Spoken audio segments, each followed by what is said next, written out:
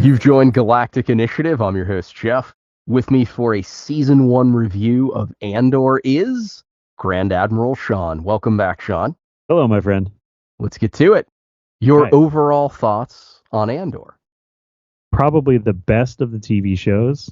If it's not tied with most of Season 1 of Mando, it's better. It is probably some of the finest content that Disney has put out, period, Star Wars-wise, since Rogue One. There's a couple of things that we would have liked to have seen, or storylines that maybe needed more attention. But all in all, I did not walk away from this show disappointed. What stands out? First of all, it's the acting in this series is fantastic.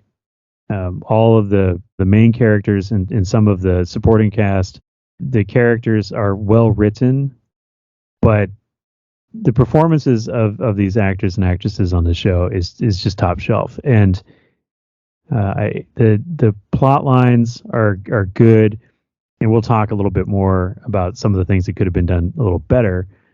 But for the most part, I didn't feel like there was reliance on contrivances. Shows and things, we have to move plots and we have to move pieces on the board and get them places. So sometimes things can be a little convenient, but it didn't feel overwhelming in the groan factor. There were some things in Kenobi and other shows where you're just like, oh, come on. And you never even got close to that moment with Andor. The production values are so much higher, and I attribute that to them actually using real sets as opposed to being in the volume. The cinematography in it feels like an episodic movie as opposed to an episodic TV show. And so, all these things came together. The way or the perspective of the show, how it focuses on daily aspects of the Empire and the burgeoning rebellion, the real deep look into the mindset and the attitude of the Empire and the Imperial officers and the people who work for them. And you get a blurring of the lines of good and evil. And there's some real moments, just 9 to 5 dudes trying to make it. And then you see the difference between the officer class and the enlisted class and all those things, and the Imperial attitudes that are carried by the officer class. That level of writing, that level of character development, and peeling back the curtain and kind of seeing the day-to-day operations of the Empire, whether it's the Bureau of Standards where Cyril winds up working, or the ISB, or even the on-the-ground Imperial forces that are sent to occupy a planet. It really helped us kind of grasp there's more to this Imperial thing than just the monolithic evil that's been presented over the years, which tends to lead to a narrative that Star Wars is for children because it's very simplistic in its presentation, etc. This was grown-up Star Wars. This was, let's deal with ambiguity. Let's deal with moral conundrum. Let's deal with what are people willing to do and sacrifice to bring about the overthrow of the Empire. What is the Empire willing to do as bureaucrats, technocrats, and day-to-day workers to maintain the power and the authority of the Emperor? And this whole vignette that's been created here with that provides us some really fantastic storytelling, and the characters are developed, and I would have another 12 episodes if I could. They could be more developed, but just getting to know and taking the time and slowing down and getting to know these characters and then watching them interact with one another. So all that writing, and then the top quality acting for that writing, and then the use of practical effects and real sets, some of the finest Star Wars to come out in many, many years. Yeah. So we've had a lot of disappointments lately. I'm not going to lie. We have. Are you sure your feelings on this matter are clear? Perhaps. Complete the following sentence. The best character in the series is. Oh, it's a toss-up for me between Luthen and Dedra. You may only pick one. This is going to be difficult. That's why I'm here. That's right. Yeah, I'd probably say if I had to choose, I would say Luthen, because there's still so much mystery surrounding his character, which I like. I'm very intrigued by the character, but I mean, he is the ultimate gray area. We watch Andor in this show, and he's sort of the feckless layabout who owes money all over town and really doesn't have any ambition beyond being kind of shady. And then we watch his development and how he becomes a rebel, and we watch some of these other characters like Cyril and how obsessed with his idea of justice. And Dedra's, she's on the climb, and Mon Mothma, we've had a lot of her, but Luthen is so murky. Like, you can't tell, is he good or not? And his speech where he's talking about what he's sacrificed, I still don't know if he's a good guy or not. If you kind of have a moment of empathy for him there at the end, where you're like, man, this guy's given up a lot. But if you really go back and listen to the words, he is probably a full-blown narcissist, if not a sociopath. He's talking about, I'm never going to get the recognition that I deserve. And it's like, he's into it for the recognition. Like, you're going to start intergalactic armed conflict against the established government of the universe because you want praise and adulation. That's not really good motivation. And then his very transactional nature as a partisan. It's okay to sacrifice people for the greater good. I mean, when he sells out Krieger, his character is so fascinating. And so, and then of course he has all the gadgets, right? And so we're like, well, why does he have these gadgets? And how come your ship is a double-ended lightsaber? And like all this kind of stuff. To me, he is the most interesting. And I don't know if we're seeing him change at the end of the season. When he's kind of observing the whole thing going on, we see these looks on his face, like, he's very pained. But we don't really know, is he pained because he's feeling bad for the way he's been conducting the rebellion, or is he feeling bad that he wasn't successful in his mission to kill Andor? We still don't get it. And the way the show ends, we still don't. I mean, it gives you that smile, but it's like, we don't know what was going on behind those eyes at the end of that episode. Perfect casting. Oh, absolutely. Yeah. Yeah. Dr. Selvig. Yeah. Skarsgård, so good in this role. Yep. I'm very, very impressed with him. I'll say the names. You'll share your observations. Cassian. Okay, so Diego Luna is fantastic in this role. I think that his role in Rogue One was incomplete. We, as an audience, were not allowed to really get to know him beyond the few things that he tells us. We see some growth and change in his character. He goes from being means to the ends to being more of a person who wants to try and be a little more moral and do the right thing, right? So that whole speech he gets at the end about, I've done all these bad things in the name of the rebellion, but if I don't really believe in it, then why am I here? We got a little bit of that. Now we're kind of getting how he became that sort of gritty, almost CIA agent provocateur that he was in Rogue One. It's very well done. It's very well acted. He starts off being like, I don't want any part of your rebellion, sister, or whatever, like any of that stuff. He's just in it for the cash because he owes money all over town. He just wants to make things right, and he wants to get his adoptive mom off the planet, and that's really all he cares about. And his exposure to these ideals of freedom and overthrowing tyranny and all these things, and how it's impacting him. And we kind of see him go through the Jyn Erso transformation. I mean, she went from being like, as long as you don't look up and see the Imperial flags, life isn't too bad.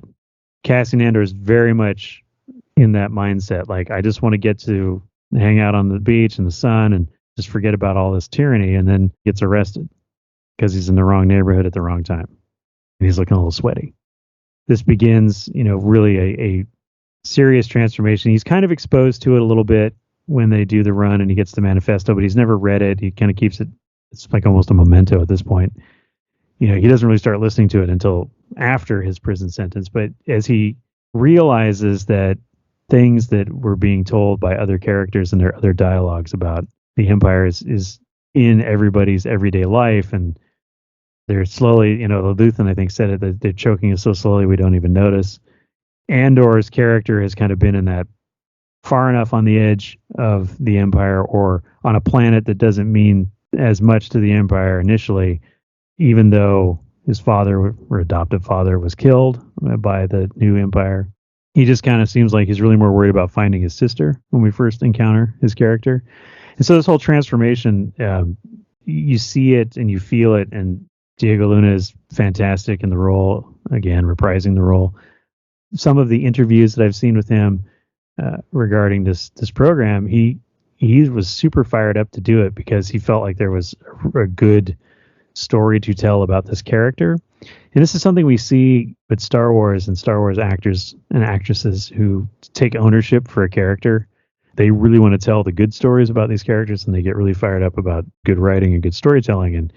And you know, you can kind of see how people like Diego Luna react to the shows they're in versus people who might have been involved in the sequel trilogy and how they're acting now on social media and talking about their Star Wars experience. So he's fully committed to this, and he's acting his heart out, and you're watching this transformation, and you can see it and you can feel it. And again, I don't have a lot of complaints. Cassian's sister, the disaster on Kenari, will they be addressed in season 2, or are we moving on without answers? I don't know if the sister storyline is going to come back. It wouldn't surprise me if it comes up again, because, you know, it would be another emotional hurdle for Cassian to overcome. Does he lose his, you know, vigor and commitment to the rebellion momentarily because he's reminded that his sister's still out there, possibly? At the end, you know, his mother dies and she gives the big speech, and there's the uprising, and we've seen, you know, born again Cassian, the rebel. Has he abandoned the search for the sister?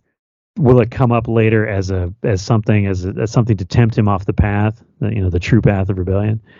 Possibly, I don't know, but it would be interesting to see more of that, because unless you're a deep expanded universe person and you're into a bunch of other things, you don't know about the planet and strip mining and the industrial accidents and all the things that went on there. You just know that a group of kids living in the woods and then ship crashes. I guess my counter question would be, are we going to have time to go back? I think that it could be used in a way to expand the growth of or the development of the character of Cassian, but we've got a lot of ground to cover in season 2. We've got a lot of questions to answer. We still have, you know, the whole Mon Mothma scenario.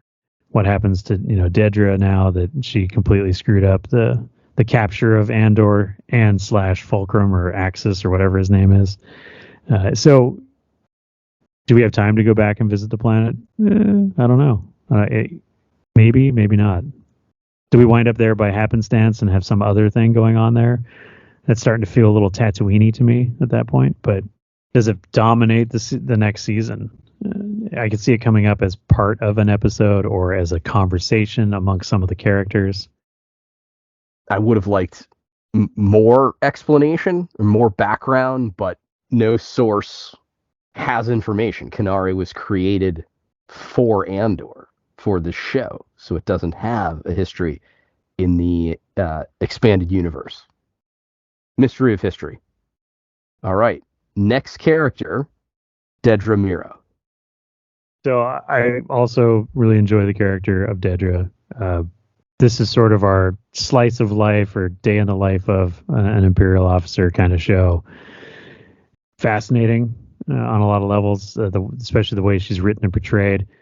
You empathize or sympathize with her, right? She's dealing with office politics and the unfair treatment, and she's the go-getter who's identified the inefficiencies or the lack of commitment to the work by her coworkers, and she's, you know, wants to show her bosses that she knows what's going on. And it comes from, or at least initially it feels like it comes from a place of pride in your work, and so you start to root for her a little bit, right? You start off the show and you're like, oh yeah, man, she'll show that guy, right? And she's going to do her thing. And over the course of the season, we start to see her for what she is, which is a thoroughly brutal ISB officer coming in and to Ferrex, and she's saying, "Oh yeah, kill that guy, but save her," and or if you need to hang somebody in the streets, hang him, but leave her alive. We need her as bait or whatever. And then not caring about the torture,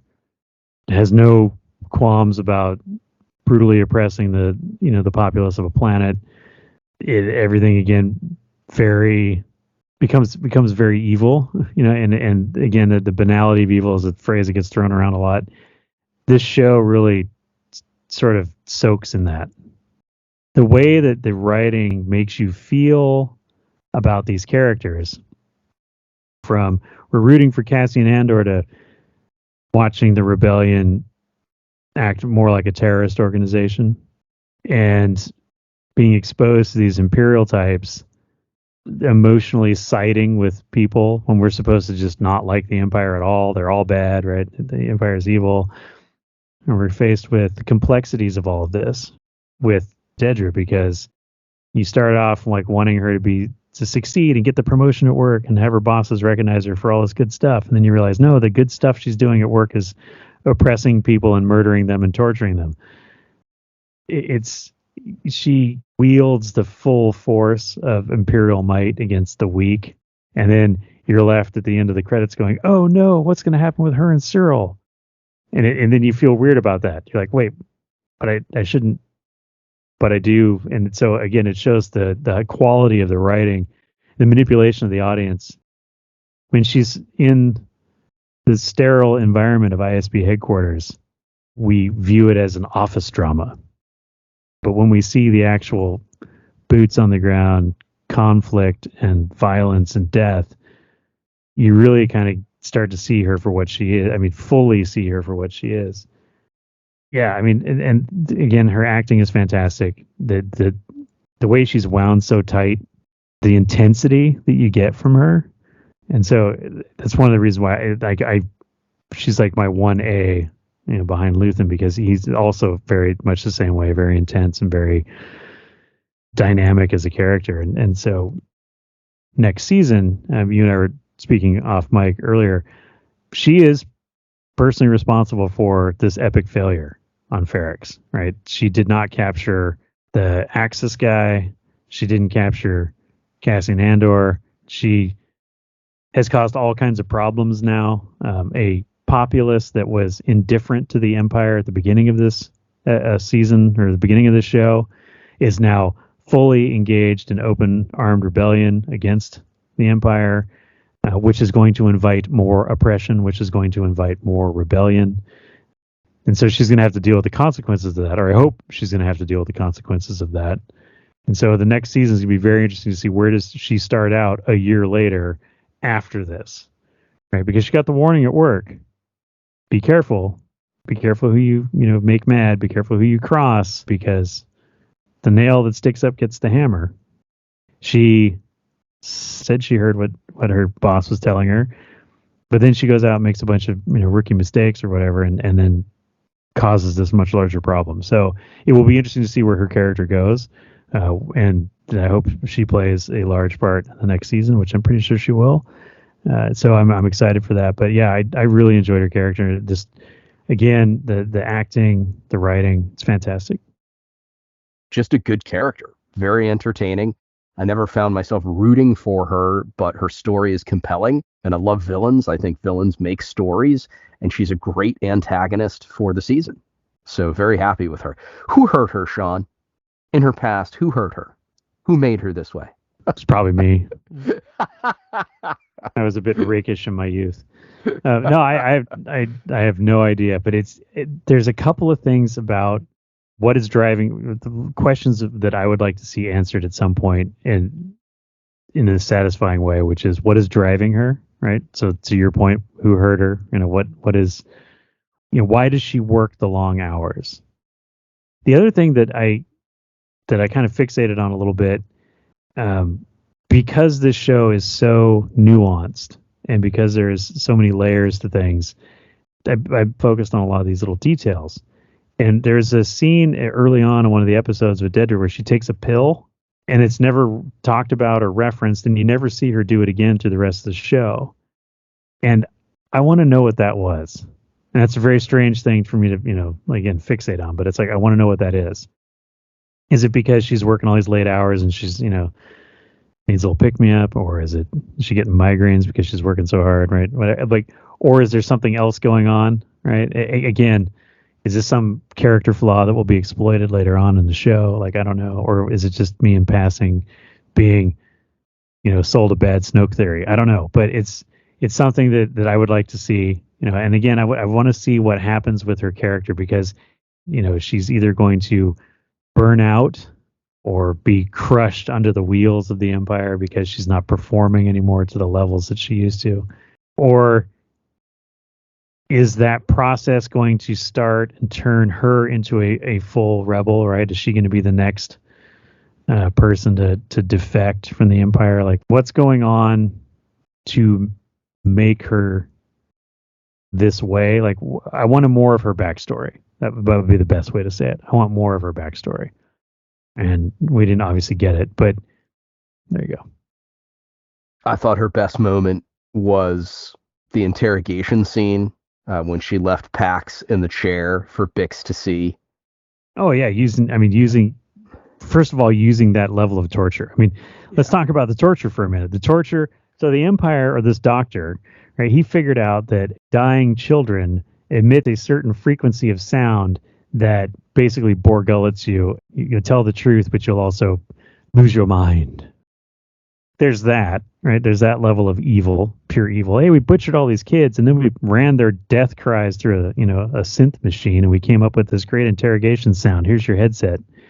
The fact that she's cool with that, and he's cool with that, but then you have this broken, destroyed person, basically their carcass as a prop, as another instrument of terror before you break another person using this torture method. It's just, pure evil.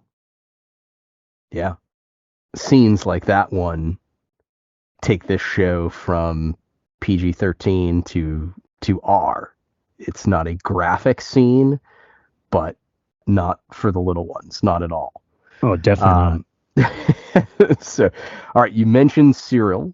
I feel like I'm saying cereal, and of course there's a joke in that, but thoughts? I'll address that. Let me just pop back really quick.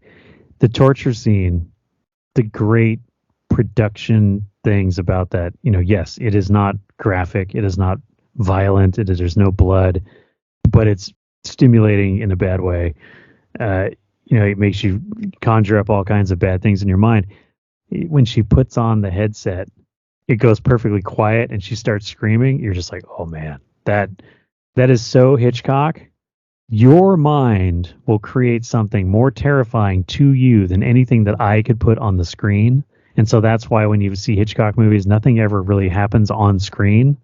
It's always off screen. He builds this terror in your mind, and then you hear somebody screaming and you hear the rustling of something, but you never actually see it.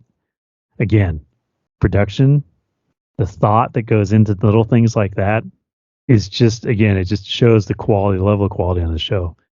Now, Cyril is an interesting character, the quote-unquote citizen of the Empire, and his mom.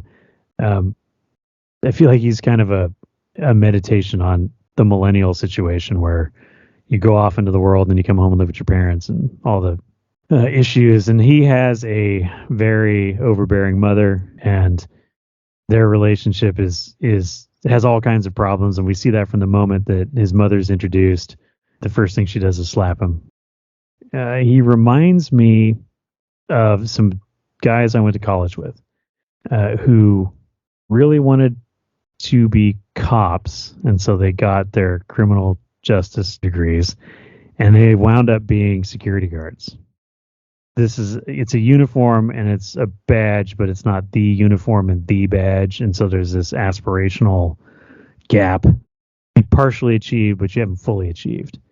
And Cyril is very much that character.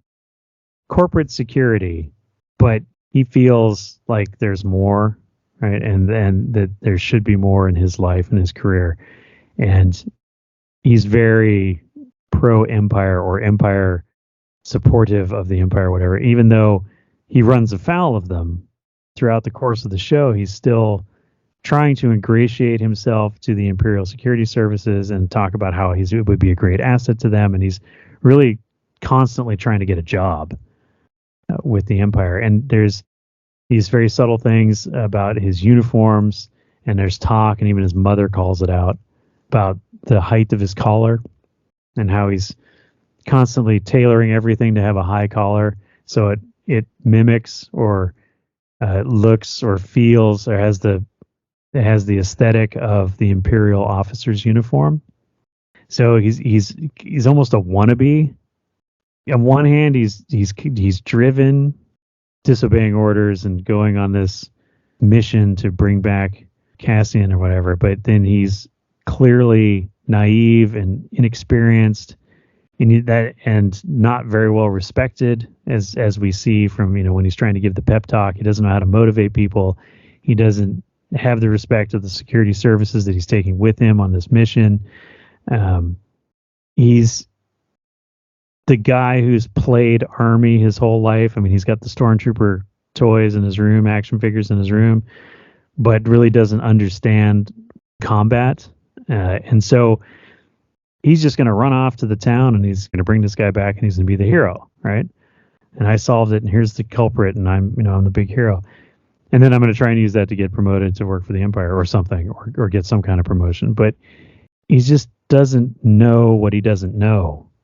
But he comes out so committed to this idea of law and order and justice and bringing Cassian Andor to the authorities.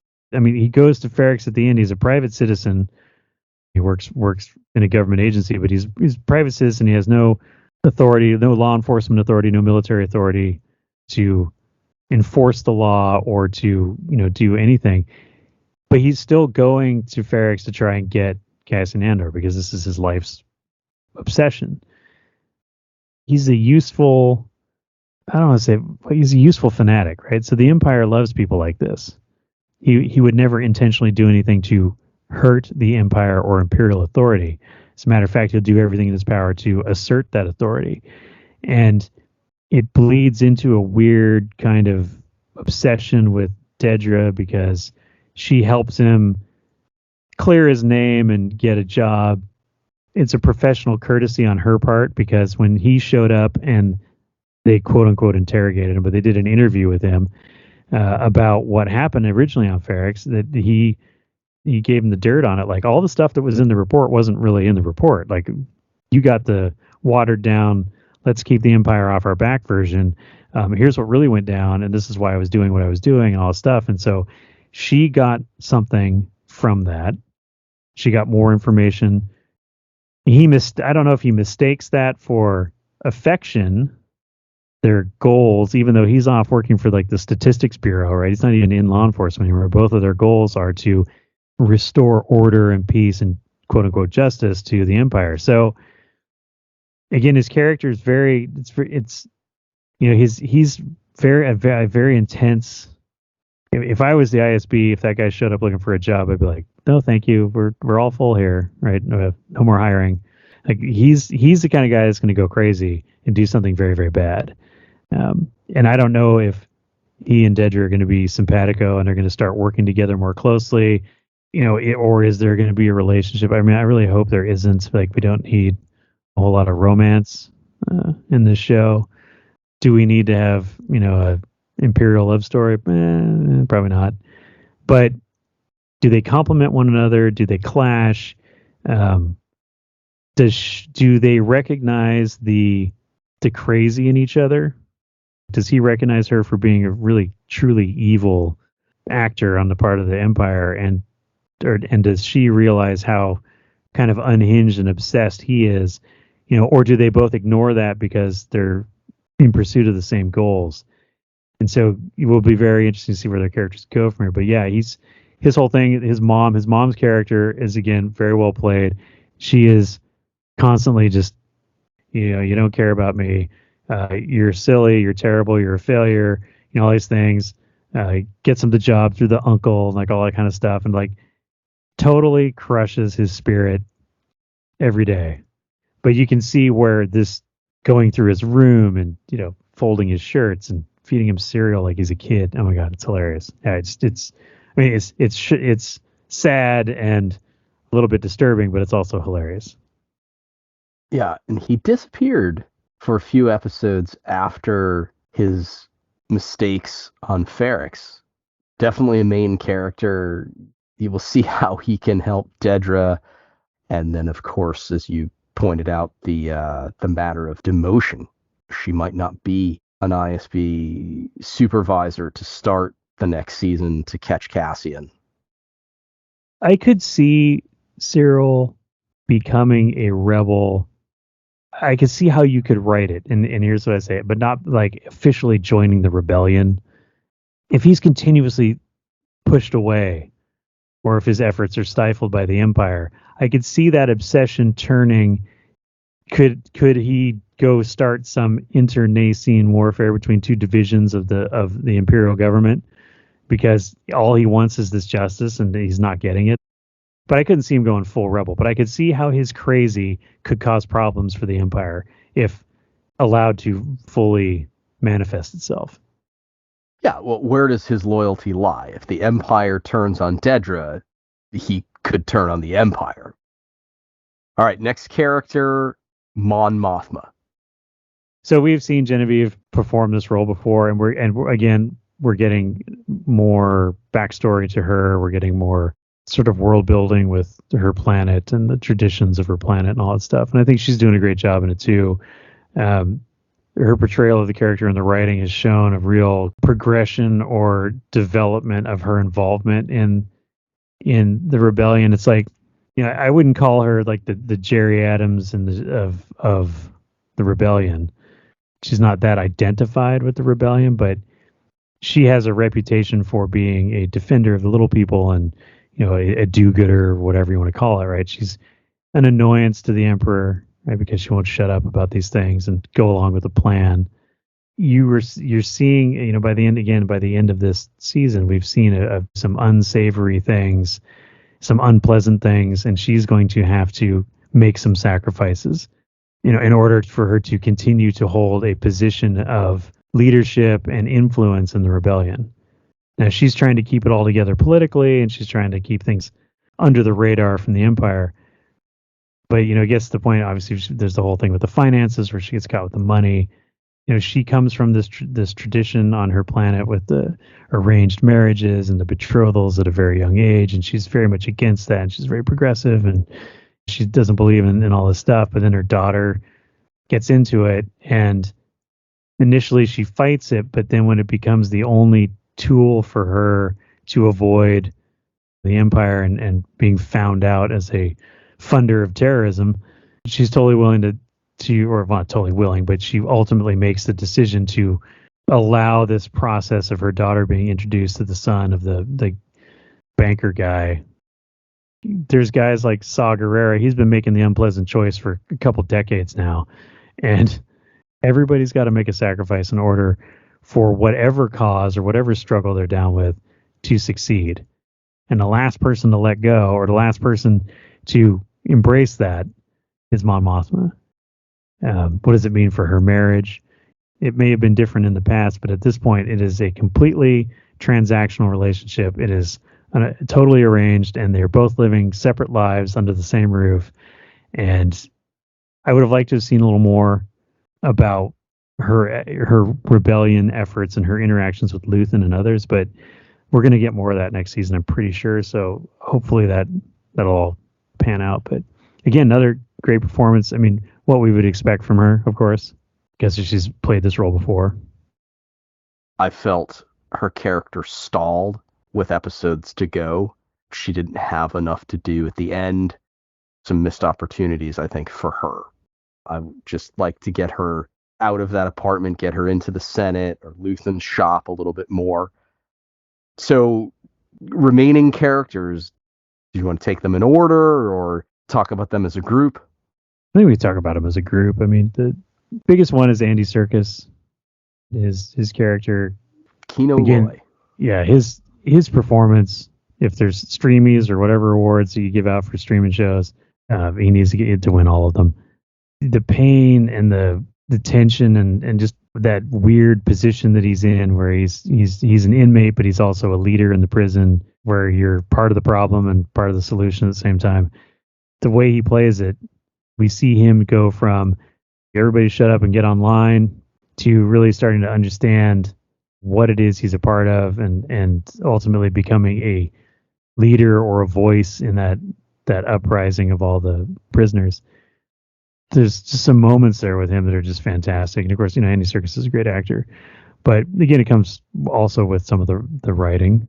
We have these very small parts, or parts that are only in a couple of episodes, that are impactful. I mean, the whole crew, was it on the raid on Aldhani? Yeah, Aldhani. So the crew for the raid on Aldhani, all those people do really great work. And even though they play small roles, the diversity of characters in this show, it doesn't feel like there's repetition. There's no two characters that are the same. And again, that speaks to the level of writing. And so all these supporting characters, as they come in and out, we get each one has different motivations and different levels of commitment to the cause, and they have very different personalities. The people of Ferrix, that you get that sense of community from those characters, and how they all help each other out and how they all look out for one another. And it's why the uprising at the end feels organic. It's not contrived. Maybe the old steel mill isn't as profitable as it used to be, and there's layoffs. It's just like you get that whole feeling from Ferrix and what's going on there. And then these people come together at the end, and it's like the realization that all they have is each other, and all they have is their community, and they don't want to let the Empire change it in any way. And so they finally hit that breaking point where they've had enough of the Imperial fist, and now they're going to do something back. You want to know more about them. You're intrigued by them. Some of these shows, like Kenobi and other shows, you watch them and you're like, I'm not even going to go back and rewatch that, first of all. Second of all, I have no interest in any of these characters. I just don't care. In this show, you get somebody who's on the Imperial officer on Aldhani, thoroughly compelling. Lieutenant Gorn, yeah. Yeah. And he's only in it for a couple episodes, and he gets killed, and you're like, oh man, I wanted more from that guy. I wanted to see more. Like, I actually feel a sense of loss because I was interested in, and you just want more of that.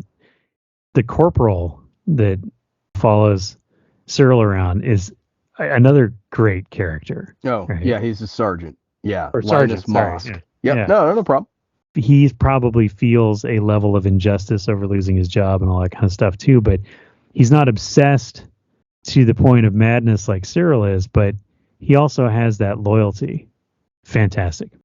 And so, yeah, they get killed, or we move on from their story arc, and we're like, oh, I wanted more of that. And that is probably the ultimate compliment that you could pay to the writers of the show, is that what you are doing, I'm disappointed that I'm not getting more from that particular character. And so a lot of this, there is no absurdity or unbelievable plot moves or points, or at least not so incredibly unbelievable or absurd that you're just throwing down the remote and going, I'm done with this crap. Like, there's none of that.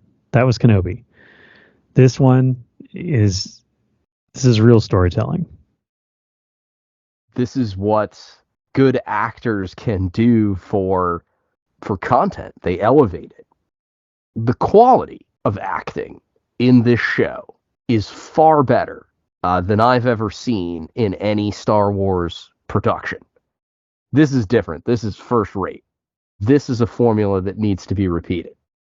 Absolutely. And the when you focus on the spectacle of Star Wars over the story of Star Wars, you have failures like Kenobi. Kenobi was a conclusion in search of facts. They focused on that lightsaber fight because isn't that what the kids want? They want space wizards with laser swords, right? Well, no. What we want is good stories that they are in, right? We want believable plots and satisfying conclusions and things like that. We didn't get that. They focused on the whiz bang. They did all the the light effects and the special effects and all that crap, and then they didn't really. Everybody kind of felt like they were mailing in their performances. There wasn't a real commitment to the characters in really any meaningful way.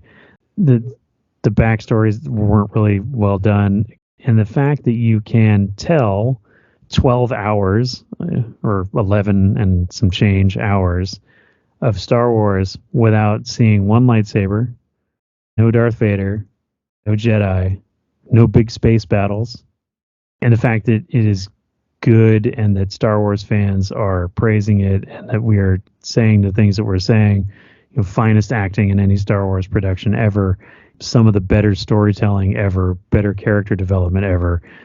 The problem is the storytelling and the writing, and it has been for a long time with Star Wars, even in these little side projects, the Tales of the Jedi and the Visions and all that stuff. It's like bad productions. I want, you say this is the model that should be repeated, right? That's how we get really bad sequels in Hollywood. If you're not giving the people good stories and good characters, it is not going to work, no matter how Star Warsy it looks or how pretty it is in special effects, because you focused on the wrong thing. And the original trilogy stands up and has stood up for so long because attention was paid to the story. And that's why Andor is going to stand up as probably the finest thing ever to come out on Disney streaming, because they paid attention to the story. If we are going to repeat this model, if we are going to repeat these successes for Star Wars, we need to get more people who care about story over lightsabers. Based on early numbers, I don't know if it'll be widely recognized or accepted as a great Star Wars project. I don't know that it will bring more subscribers to Disney Plus. And it's highly disappointing because the real art is what's going to suffer. The fact that we spent the first season establishing all of these characters and this story and putting it in motion, right? We're talking about the beginning of the rebellion. We're talking about the drive to try and bring together disparate groups of partisans and have them work in concert against the Empire, and the problems that presents, the political ramifications of it in all strata of the Empire, from the upper class on Coruscant down to the working guy on Ferrix. We built that foundation. And so now if you do throw in a little shiny, the fans won't call it fan service because it makes sense. Everybody wants to see Ewan McGregor as Obi-Wan Kenobi.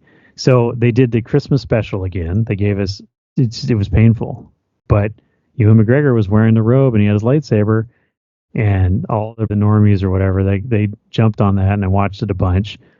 I have not rewatched a single episode of that show. Yeah, that show doesn't exist. It never happened. But what like you say, what's the lesson they're going to take from that? Oh, well, maybe if we get Liam Neeson to sign on for a Qui-Gon special, maybe we'll get Ahmed Best and we'll do the life and times of Jar Jar Binks or whatever. And it's just, again, shows nobody wants, but we're going to get because there's enough name recognition. Or it was like the Book of Boba Fett, also a show that doesn't exist in my head canon. Absolute trash. Yes. And it's got Boba Fett, so everybody watched it because Boba Fett is one of the most popular characters in Star Wars. If you started a Darth Vader show and it was him imitating Julia Child and doing cooking, right? Everybody would still watch it, and they'd watch every episode 5 times because it's Darth Vader. Because, again, recognizable name, and it's going to create a whole bunch more toys and action figures and whatever. Yes, Disney will continue to take the wrong message from this stuff. Many, many people, the criticism I heard, well, this isn't Star Wars. Well, you're not right, but you're not wrong. I feel there wasn't quite enough to ground it, but I'm not talking about lightsaber battles and Force users and the Millennium Falcon, but I feel it needed more of the familiar Star Wars galaxy in terms of ships. Aliens would have been great. I mean, I could go through many examples of what I think could have been improved. That said, this is a series that no one wanted. Everyone wanted Obi-Wan Kenobi. So this series was already starting behind. 12 episodes versus 6. It's written for adults. Kenobi was written for 5-year-olds. The quality may not be the deciding factor. That's just kind of what I'm driving at. Did more people subscribe to Disney Plus prior to Kenobi's release? Okay, well then that's what we're going to do. That's terrible. That's the wrong lesson to take from it, because less than a month after Kenobi ended, it was forgotten. Andor it could continue to attract viewers over the course of years. Kenobi will not do so. But they're playing the short game. They're playing the quarterly dividends. How do we get people to put down $11 a month for Disney Plus? People must vote with their dollars.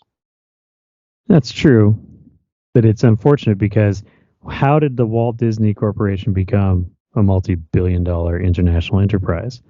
They created art, quality art with good storytelling. Everybody seems to have forgotten that. Yes, like all modern corporations, they're chasing profit, but there's something to be said for creating quality in any industry. The fans will follow, right? And then it becomes a self-perpetuating thing. If you chase profit, you will ultimately run yourself out of business, right? There's a million things companies do in pursuit of a profit that ultimately gives them a black eye in the public opinion, and not least of which is if you start producing crap products, people stop buying them. Disney needs to step back. They need to be artists and artisans, and they need to craft quality on all levels. They've got to get this cleaned up, and Andor is a huge step in the right direction. That's the thing is, I watch half of the Star Wars and I don't care, and that really pisses me off because I've spent a lot of my life caring about Star Wars because it was good. We don't have to constantly be flying around in spaceships and blowing it up, and that's where Disney's headed, right? It's all explosions, and then you're like, okay, well, what did I learn, or what was, how did I enrich myself by watching this? And you're like, oh, I didn't. I didn't learn anything about humanity or the power of guilt or revenge or the subtleties of oppression or any of the stuff that's talked about in this show, right? Deep and meaningful topics, and in a world where we are drifting rapidly away from nuance and from understanding, you give me a show with nuance and understanding and everybody's mad about it, that bothers me a lot. And that speaks to a lot of other things beyond Disney and their corporate problems. So I blame Disney on one hand. Yeah, they're going to chase the fast buck, which means, I don't know, we're going to get an Amidala of the college years or whatever. I'm glad they canceled the comedy cartoon. And there's all these people like, oh, I'd love to see those episodes. And I said, no, I have no. Make it go away. Right? Because all this stuff is it's if you ever want to see, for anyone who's listening this deep into the episode, thank you. Like and subscribe, hit the bell for notifications. But anyone who really wants to see what naked corporate greed in the pursuit of Star Wars dollars looks like, go watch the holiday special. It is terrible. It's creepy and cringy. And this is what, maybe the special effects are better now because of the volume, but a lot of the modern Star Wars that's coming out in chase of that almighty dollar to pay off the $4 billion that they gave George looks like the holiday special, just with better special effects. Since we're moving into this zone of negativity, complete this sentence. The worst thing about the series was either longer episodes or more episodes. And we've sort of talked about this in our assessment of the characters and some of the storylines, is that, there's some areas where we wanted more development or we wanted a more satisfying conclusion to a particular storyline, like the Mon Mothma angle. So I wanted to see more of her. I wanted to see more of the shop. That whole front for the rebellion is fascinating. And so there are things we wanted to see more of, right? And so maybe do we repurpose some time in some of the episodes, less of some things, more of others? Maybe we can do it in the same running time or whatever. But yeah, there was a few things. The ending set up a cliffhanger, for lack of a better word. It left us with many questions. It left us desirous of a second season. Even though the second season was a foregone conclusion when they first announced the show, they said it was going to be 2 seasons, but everybody's acting all strange, like, "Oh, is season 2 going to happen?" It's like, look, they started filming. They're using the same sets. They built that Ferrex village in England. It's still there. The locals are still mad about it. They're still suing Disney. Okay. So my hope is that the plan for the entire show, the storyline of the entire show, is yes, to leave us with a few questions at the end of season 1, and then ultimately answer those questions in season 2. But I want more of this product. I want more Andor, or more stuff like season 1 of Andor, right? Mhm. I mean, I've talked about all the reasons, but I also want more merchandising and tie-ins. We've talked about, with JR about the toy situation, all stuff.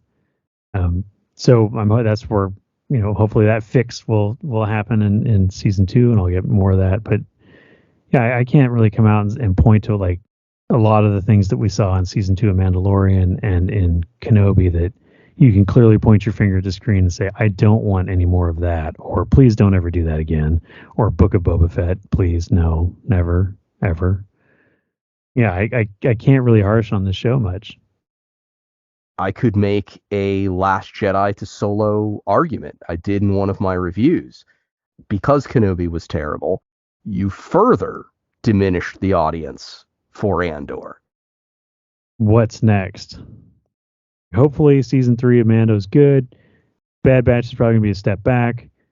Hopefully Ahsoka's good. And if you're on an upswing from Ahsoka, then going into the next year when you hit Andor season 2, does it benefit in the opposite way that it is now being harmed? Or is this thing so it's still going down when it comes to audience and viewership or whatever, that even with the 3rd season of Mando coming back, has the audience just diminished so much that people have just thrown their hands up in frustration so much that they don't care anymore? And if that's the case, then we may never get season 2 of Andor. Disney Plus might collapse in the next 24 months. So I don't know, like, well, how does it work? Well, the second season could benefit from a string of hits. Hits will generate more interest in Star Wars. We shall see. We shall see. There's a lot riding on Mando season 3. Rushing Grogu back to Din Djarin in the Book of Boba Fett was a huge red flag for me. I'm worried. If Mando season 3 isn't great, we've been a really long dry spell. Well, at that point, then they would probably put out everything in the box, right? So Mando 3, if it hits the fan big time with that, they'll continue their release schedule, but they won't schedule any new content. Andor season 2 could be the last Star Wars, at least for a very long time. Yep, Bob Iger, who's returned, once said, we're taking a break from cinematic releases. They've done anything but take a break with the streaming platform. Yeah, I wonder. They need return on investment. I don't know that they could completely pause. They might be wise to, but I don't know that they will. Bills to pay. Well, yeah, but the unfortunate part of bills to pay is that they had nothing laying around that they could sell for no investment. For $4 billion, right? They had to go spend $500 million on a movie to make $1 billion, which really, when you think about it, that's really only a couple $100 million in net profit. We talk about, the first 4 Star Wars movies made $4 billion. That's gross box office. What was the total profit to the company? Maybe $1 billion. And then they have a string of these that they put out that don't make any money. And there's all this talk about the streaming service. They lost $1 billion on streaming over the last year. And that's not just Star Wars. That's bad Marvel content and a bunch of other junk that they put on there. If you continue throwing money down the hole, you're not paying off your investment. This is a desperate measure, but we're going to take 2 to 3 years off completely from Star Wars, and then we're going to come back and we're going to spend 2 years developing the next thing. It will generate enough demand and interest for the product that no matter what they put out in 5 years, it's going to make $1 billion. If they're smart, they'll do it like Paramount did with the Star Trek movies. In Star Trek II, The Wrath of Khan, the real one, not the one with Benedict Cumberbatch in it, that movie was made for nothing because they repurposed everything from the first movie, all the sets. They even reused footage. All they came up with was new costumes. They brought back all the actors. They had new costumes, whatever. But if Disney is smart, they can reuse, scale back, or work with existing stuff. I mean, that's the only way you're really going to do it because at what is it? How many $1 million an episode is it for Mando? How many subscribers do you have to have, or new subscribers do you have to pay for that? Let alone how many new subscribers do you have to make enough money where you can keep paying off that $4 billion investment? They've got to figure it out somehow. And But by the way, didn't they try that strategy with Tatooine? Isn't that the reason we ended up with Tatooine for 3 straight series? That they're saving money by repurposing the sets. But then they weren't repurposing any sets. All they did was pour sand on the floor of the volume. That's the thing. The volume thing is on one hand brilliant. It's brilliant, but on the other hand, it's annoying because as we watched the Mando and as we got into season 2, you really started to see the limitations of it, or they started relying on it too much, and it just became cheap looking. And then again, we got it the same thing in Kenobi. Things started to look cheap. Yeah, you've got this village of Ferrix built in England. It's the whole city, right? The main streets and the avenues. That's all there. That's all a real set. Maybe you change some signs. Maybe you throw a coat of paint on the building, and that's a new planet you go to, or whatever. You know, and telling smaller stories, you can have a really great story take place on one set. It doesn't have to be, the entire Rebel fleet comes out of hyperspace and the Imperial fleet is waiting and the Death Star 7 is there. And it doesn't have to be like that. 4 sets on a soundstage. You can film 22 episode season. It's called Star Trek. Not a lot of investment. I don't understand the streaming services model of television because we used to get TV shows that if you had a year's worth of TV programming or a season's worth of TV programming, it was 22 40-minute episodes. Now it's 14, 16 on TV.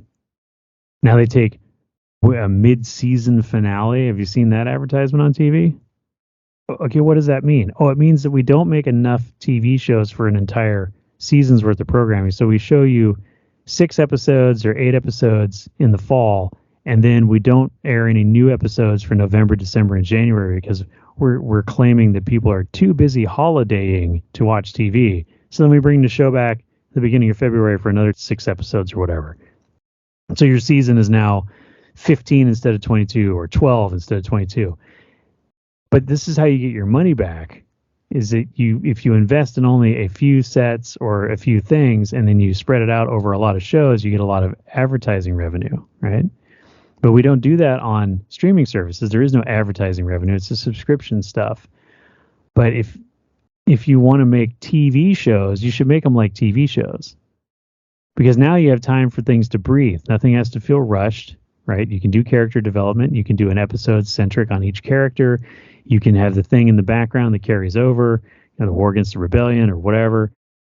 It feels like, again, people are focusing on the spectacular. Oh, it's this super amazing limited thing. And I've always been disappointed with the shortness of the live action episodes on Disney Plus. And we talked about this in our reviews of Mando. Some of these episodes, it's like, you probably should have given that a full hour. I felt like that was super rushed. Or some of the episodes that were an hour, we talked about, you could probably make that 40 minutes and it would still be awesome. Watching Mando ride a bantha across the desert for 20 minutes is slow television. Learning about Cassian Andor and his background or some of these other characters is measured but not slow. Something has to be done to start making Star Wars that's truly profitable and generate interest in Star Wars again. Both of those things are very dangerous prospects, because if you want to generate, genuine, oh my God, there's another Star Wars movie hysteria where you're pre-selling out of tickets 6 months in advance, you've got to make Star Wars disappear for 10 years, because that's what it took the last time. The other thing is you start selling more Star Wars stuff, or more stuff with the Star Wars label on it, because you don't have to invest any money in merchandising. People pay you for the license. But the problem with that is, if people aren't interested in Star Wars, nobody's going to buy Star Wars toothbrushes and stuff like that. So how do they make it work to please both masters, right? The people who want the content and the people who want the profit. And I will always contend that if you make something that people want, the profits will follow. But they haven't made a lot of what the people want lately, and that's the problem. Yeah, patience is part of it as well. Quality shows continue to attract viewers, continue to attract subscribers. They don't spike and disappear, but that's lost on the executives who don't want to wait multiple quarters to see those returns. Okay, so story arcs. Which of the sections of the show did you enjoy the most? Episodes 1 through 3, the escape from Ferrix. 4 through 6, the Aldani heist. 7 through 10, Narkina 5. Or 11 and 12, the finale. The raid was compelling. Again, the characters, right? The crew, getting to know the crew, the interactions with them, the practicing, getting to know the Imperials there, the magistrate guy, the development of the oppressed and the oppressor, and the rebels, and all that interaction. That was awesome. There was some action in there. There was a little bit of action. There was a gunfight. They escape in the spaceship. That was pretty cool stuff. But again, it was mostly the getting to know all the players in that particular story arc. I love any of the Imperial stuff. I want more Imperial stuff. We rarely see the inner workings of the Empire. We see the Empire as this monolithic military force, faceless stormtroopers and TIE fighter pilots and all that stuff, and they blow them up all the time and whatever, and it's whatever it is in the shows. You've got this look at the Senate a little bit. You've got this Bureau of Statistics or Standards, or a Bureau of Standards. That's part of the Empire that we haven't seen before. So getting to see some of these various elements of the Empire, I thought was interesting, and so the ISB and all the internal workings of that through line, that subplot or what have you. But yeah, I did enjoy the heist. Anything dealing with Mon Mothma and Luthen in his shop. And I know that was also kind of sprinkled out. Those are subplots. I really enjoyed that as well. And I agree. I think the heist was the best of the story arcs. It's a while ago. 4 through 6, you're in the first half of the show. From Neamos in episode 7, the arrest, to the breakout in episode 10. What would you change about the prison arc to improve it? The ending of that left a little to be desired. Jumping off the prison and swimming to shore or whatever, that was one of those moments where you kind of felt like they were stretching credulity a little bit. Also, the getting off the planet, kind of talking the guys into getting them off the planet, but that felt like that went by very quickly. It was almost Jedi mind trick in a way, like, hey, we're going to kill you because you made our squiggly fish bad. And they're like, hey, but we didn't make your squiggly fish bad. The Empire did. And they're like, that's right. We hate the Empire. Where can we take you? Like, it was a little quick. Some of the prison stuff felt a little long, but I understand that you're trying to establish that feeling of being in prison. I'm imprisoning them to take them to prison. But you're trying to establish this sort of feeling of dread and hopelessness of being in prison. But some of it could have been reduced a little bit. I think we could have seen a little more on the front end of what he was doing up to the point where he got arrested. I mean, I know it's implied he's at a resort town, he's got a girl, and he's got all the money in a box over the shower. I think it would have been better if we saw more of the Imperial influence on that town, because it's all very sudden. He's like hanging out. Wow, he's living his best life right there. Then he goes outside, and there's suddenly all this like Imperial presence, and he's arrested. I think there's probably a little more room in there, right, for that story to develop and to kind of show more of Cassian and kind of where he's at in his development as a character. Right? Is he starting? Is the Empire showing up more and more on this pleasure planet or whatever and causing problems? Right? Is that starting to to chafe a little bit? Or is he starting to have guilt? Is he thinking about the rest of the crew or Luthen or any of that stuff? Right? Like we don't get any of that at the beginning of the prison story arc, and then we kind of really rush the how did we get out and get off the planet portion of that story arc. So the bookends really is what needed a little bit of help.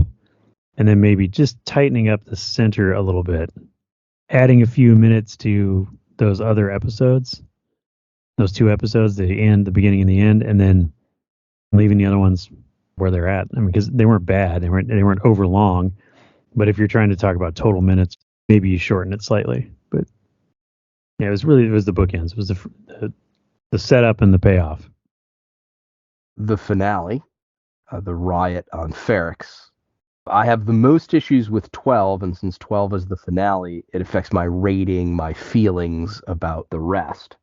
Let's talk about the finale. We come into it with disconnected, discrete subplots, and I expected all of the subplots to converge as the characters converged, but in truth, the characters never really did converge. The storylines didn't all fit together. Dedra never found Cassian. Luthen, till the scene before the credits, he didn't find Cassian. Cassian found him. So I guess my expectations were set pretty high. What did you like about it? What did the finale get right? I would say that I would agree with your assessment if this was a one-season TV show. If it was one show, that ending would have been deeply unsatisfying. And I guess I'm not at that point because I know there's a second season, and I guess maybe I'll be disappointed next year or the year after, whenever it comes out, right? I did think also along the same lines as you that, now that we have all the people in the same place, there is going to be something more of an interaction between all of them. But by doing what they did, we've protected Luthen's identity from the ISB. We haven't obviously captured Andor because technically, we really can't. He's got to make it out. He's got to live. Because there's a movie he's in. I liked the Dedra Cyril situation is left where it's left. I would not have. I don't know. I wouldn't if this was going to be the last episode of this show, I would have expected like an hour and a half episode, big confrontation amongst the main players. But then you've got this other kind of floating piece out here with Mon Mothma where she's not involved, and neither is Saw Gerrera. So I kind of like the fact, again, that we ended this with questions and with a desire for more. There's some ambiguity there about the parade/memorial service. Like they started it early, and I want to know why, and I want to see the discussion surrounding that. Like, why did you guys do it early? Was it because Cassian was going into the hotel, or was it because you knew that you would catch them unprepared or less prepared to put you down if you're going to fight? So that would show an intent for this thing to end in violence. I think they handled some of the stuff right, but some of the things could have been done a little better. I don't understand where we went with the friends. I don't know what happened with Luthen. we saw a lot of, we saw a lot of pained looks on his face, but we don't really know what was going on. Are we going to find out more about that in season 2? I would have liked to have had a little more conversation between him and Cassian at the end to say, yeah, I was going to kill you, as a matter of fact. You represent a great liability to myself and the rebellion. But then I got to thinking, as I watched your mom's speech and I watched all these people stomping mud holes and stormtroopers, something has changed or whatever. And then he can give you the little whatever. Cassian can give him like a nod or whatever, and then you cut to credits, right? It just would have been another couple of minutes of dialogue. That would have wrapped that portion of the story up satisfactorily for me, because we know he's going to wind up being this guy's apprentice or understudy or whatever you want to call it, because we know that that Andor winds up in the rebellion. And we're going to see all that in season 2, but give me the reason why Luthen didn't just straight up shoot him in the face. I mean, obviously we know he didn't. He's in Rogue One, but he gave all the reasons to his insider guy, gave him a big speech about, sacrifice and all these other things, right? And that could have been a really fantastic nod / setup to Cassian not shooting, Galen Erso. Then you cut to credits, then you show me the awesome after credits scene, and we're good. So those are my critiques of the final episode. Set up the last scene. There's no tension because, as you pointed out, Andor survives. Maybe the scene would have worked better with Andor holding the blaster and getting the jump on Luthen. We don't know Luthen's fate. The show turned over key events to its supporting characters, which came as a surprise. Marva, for example, plays a bigger role in the finale than she played in any episode to that point, and she disappeared from the show. Episode 7, when Cassian returns and tries to convince her to leave, he's got the money. That's really the last that we see of her, and then in the finale, she has arguably the most important role. If I felt a stronger connection to the character, if I understood what made her a leader in town, why was she so respected? No background there, not enough. And then other characters like Brazo and Zan, it just didn't pay off. You really developed your main characters, and then your main characters didn't drive the action in the finale. And that's strange to me. I don't know. I didn't expect it. Yes. And I don't know if that was intentional or not. It's more of the everyman Star Wars, right? These people, these rebels, or these people who become rebels, or these people who stand up for themselves in the face of the Empire. It could be an intentional move in the sense that, it's not a single superhero that changes things or it saves the day or makes the change in the galaxy. It's everyday common people coming together and standing up to the Empire. For every Luke Skywalker, there's about 10,000 people working very hard behind the scenes to establish lines of supply and finance and equipment and intelligence that you can, actionable intelligence. But perhaps I'm giving the writers too much credit for that. It's all plausible, but then you do get into the situation where if it isn't the last episode of your show, if it isn't the last episode of the final season, you can't kill off Cyril or Dedra because you need them in season 2, right? So you throw them into the mix, you put them in harm's way a little bit, but then you got to pull back and save them for the next season. Same thing with Cassian and Luthen. And I liked your idea of switching roles. Have Cassian put the gun to Luthen's head and make Luthen convince him, that he can be trusted and that he should join his rebellion. That would have been perfect. But you don't really have any other things for Dedra to do or for Cyril to do. And then we get that weird moment at the end with Mon Mothma. It's almost an ironic moment in the sense that she starts this fight with her husband about gambling, and we don't really know is he gambling Or is she doing this for the benefit of the ISB guy listening to them? That gets back to the ISB, and then the ISB runs off in the wrong direction.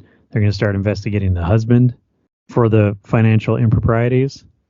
And that's kind of that's also very quickly, like it's bang bang at the end of that episode. Again, the ironic piece of that, or the sad moment, is that Mon Mothma has gone down the path of giving up her daughter in order to get this financial security or protection from the Empire, when all she had to do was really just accuse her husband of gambling, and the ISB would have gone down this completely different investigative path that would have cleared her potentially, because they would have just assumed that her husband was a degenerate gambler. It was a lot of the secondary characters that sort of finished off the episode. It was maybe not handled as well as it could have been, but the imagery or the symbolism there is understandable if that was indeed intended. If not, they just got kind of into a corner with, oh, we've got to bring these 6 people back for next season. So no matter what happens here in the town square, those 6 people have to be safe or still standing at the end of the episode. And so they didn't have a lot to do at the very end there. The best shows have the courage to eliminate primary characters, and not in a careless or formulaic way. But if you look at the Star Wars films, in the 3rd act, you will lose someone of significance. I liked the setup. The premise was great. We know that this can't be a rebel victory. What if the Imperials, what if Dedra calls in a strike and just levels sections of the town to restore order? That would be awesome. But I feel like I needed more. I needed more from the primary characters. I needed one of them to go away, to be eliminated, to set the stakes, create the urgency, and then whether it's the rebels winning or the Empire just putting its fist down, feel like we needed to leave Ferrix with some resolution. I'll stop rambling. Oh no! So here's how you finish it and make it fantastic, and then you set up your stakes or whatever. So the angry people are making progress against the Empire, right? So they're pushing them back into the hotel or whatever. Dedra, in her rage, calls in an airstrike. TIE fighters strafing run down the street, kill everyone, including Cyril. So now she's out walking amongst the bodies at the end of the episode and comes across his corpse. This is the moment where you start to see her resolve crack. The might of the Empire is so indiscriminate, or well, it's not so, but the action that she took was so indiscriminate that her people were killed in it as well. So now that gives her something to think about between season 1 and 2. And maybe we come back to it, like you say, a completely different Dedra in season 2. She's not the driven, super hyper imperial. She's been demoted because of the failure. She's responsible for the losses on the ground, etc. No capturing of Axis, no capturing of Cassian Andor, right? And on top of that, she murdered this guy that we're still ambiguous about whether or not there was an emotional connection to, but someone that she was definitely sympathetic to and was spiritually aligned with when it came to imperial policy. And so maybe she starts to crack, right? Maybe she winds up joining the rebellion. I don't know. But you've killed the main character, shown that the Empire has restored order, and that these people's speech and action were for nothing, right? It gives you that Empire Strikes Back end of movie dread. Are our heroes going to be okay? Then we have the chat between Cassian and Luthen. Cassian's got the gun to Luthen's head. Make me believe, kind of a thing. Yeah. And again, you can have that conversation where it's the call forward to, in that moment, there may be a time when you are given an order to kill someone, and you will be in that moment, and you will realize that's not the right course of action. After realizing that I am not the only guy, because that's the thing that I think was going on, and in my own head canon, what I think was going on in Luthen's head there at that moment is he has felt alone and isolated in his part at the rebellion. Yep. And to finally see in a completely non-manipulative, non-contrived way, a group of people rising up against the Empire to fight against tyranny, is a deeply emotional thing for him, as well as, kind of sobering. And you don't have to be that really creepy, manipulative jerk that kills his own guys to make a political point. There's more rebellion out there than you think, right? Kind of a thing, like, who knows? And again, maybe this could be a monologue for season 2 somewhere. Maybe talking to Mon Mothma, right? Mon Mothma and Cassian have to be in season 2, but everybody wants more Luthen, and Dedra is the main bad guy, basically. So Cyril's the one. He's the big player that you could sacrifice at that moment, at the end of that season, to give the weight that you needed for that episode. The relationships, like you say, there's a web, or there's ripples, that if something happens to some of those minor characters, it impacts some of the major characters in a way that serves the story well. Yeah. I'd mentioned earlier, everybody is a rebel in one way or another in this show, even the people who are hunting the rebellion. And everybody is making sacrifices throughout this show, whether it's the relationships that Luthen craves, or the relationships that Val has, or whatever her name is. How that, I'm saying, but like her relationship suffered, and she has to kind of sacrifice it because her partner is more interested in the cause than moving to Idaho and raising sheep or whatever. So it's like all these characters are getting to a point of sacrifice. Some people are dying, right? There's the kid with the manifesto. He dies for the cause, and he's probably the purest of all of these people when you think about it. Sure. Him and Mon Mothma are probably the most morally clean, but there are a lot of similar themes that are running through a lot of the characters. Rebellion, there is sacrifice, commitment, there's the inspirational piece. How do we inspire others, to greatness? And Cassian Andor is he's kind of a sketch dude, and he's not really. He's like, I'm going to go knock off the Imperial payroll, and then I'm going to spend the rest of my time in South Beach. Right? Okay, well, that's not a great goal to aspire to as a person. But he seems to inspire people around him, either intentionally or unintentionally, through his actions of raiding Aldhani. That he's inspired his mom to become a rebel at age 80. And he continues to pick at and provide encouragement for Andy Serkis to ultimately become a leader in that moment. Because Cassian knows nobody's going to follow me. When I shout climb, everybody's going to be like, yeah, whatever, new guy.